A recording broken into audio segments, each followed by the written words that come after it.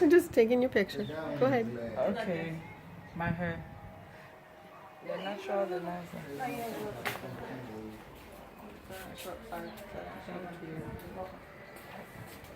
Tell me your name, Abina. You just said it.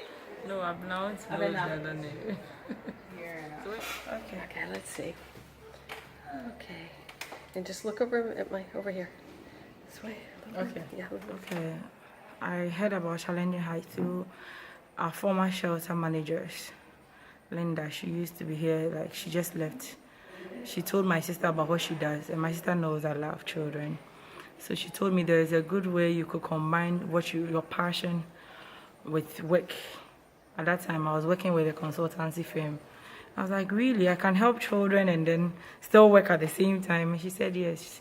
She met a friend and she went to visit her at the shelter and she's helping children. So I should try and get to know her and see how I can join the organization. So I spoke to her and she told me she always let me know when there's an opening for a new position. So she told me about the advocacy position when they advertised it, and I applied. I came for an interview with many people, and I passed. And I was chosen among like 20 or something. So I started working here in 2015. She was so proud of me, and I was proud of myself because I was going to do what I love so much, and I was still going to get paid because it was like doing your hobby and then still getting paid. So I really loved what I was going to do. So that's how come I came to Challenging Heights. That was September 2015. Okay, so I came for an interview. It wasn't easy, but I made it. And when they called me, they said, Akua, do you still want to work with Challenging Heights? I was so excited and I came to work with Challenging Heights. That was September 2015.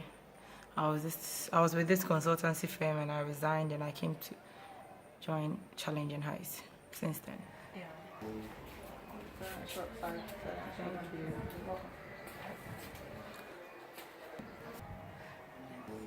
I'm the advocacy officer and I do practically work with everybody.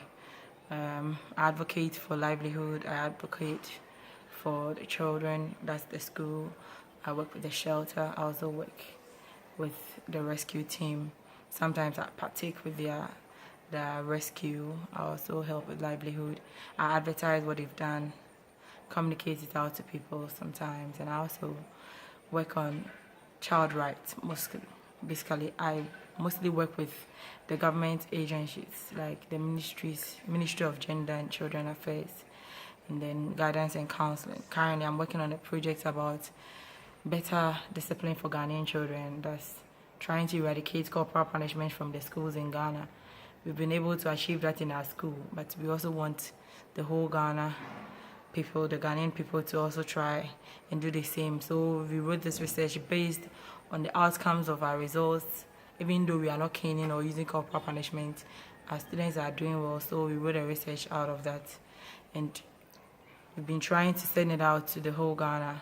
Currently, I'm working with the Ministry of Education, and they've accepted our research. So they are piloting it for beginners for now. That's what I basically do.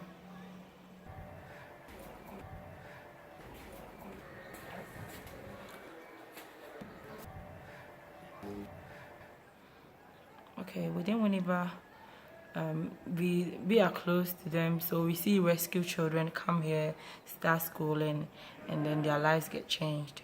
For the Volta Lake, last time when we went for rescue, and when we were going for rescue, we went to rescue different people from different places, meaning that as we are working here, the people who live in Winneba are getting to understand the effect of child trafficking on the children, and now we've moved further to other places. Even though we still rescue children who have been trafficked within Winneba, we've gone to Senya, and then sometimes as far as Accra, Tema, other places in Ghana. It means that our work is really having an impact in the community we work with, and as time goes off with our 5-year strategic plan, we believe that in 5 years there will be no child trafficking in Ghana.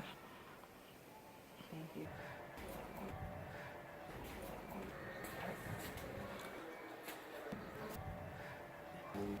Challenging Heights? There are so many ways you can support. Somebody might say, I don't have the money. We have some volunteers here who have been working with barely like something to go by. They just take something small, but they've been very helpful. Like we have our communications officer, our strategic advisor. Day in and day out, people can come here and work for us and not charge us as much, but help us with their knowledge. You can also do fundraisings for us and get us funds. Sometimes you can even donate with school materials and then clothing, anything at all that will help make the children happier and make their life more comfortable. Sometimes too, we are able to continue employ more staff to help the children, rescue more children when there is more money to pay the staffs, so that we can bring on board more children at every time we rescue. Sometimes the rescue house has a capacity it can contain, and the people can take care of them. So even if sometimes they miss some children they really want to rescue, they can't exceed that number. So if people can also help with funds, they'll be able to employ more staffs and then help rescue more children and change a lot of lives, I think.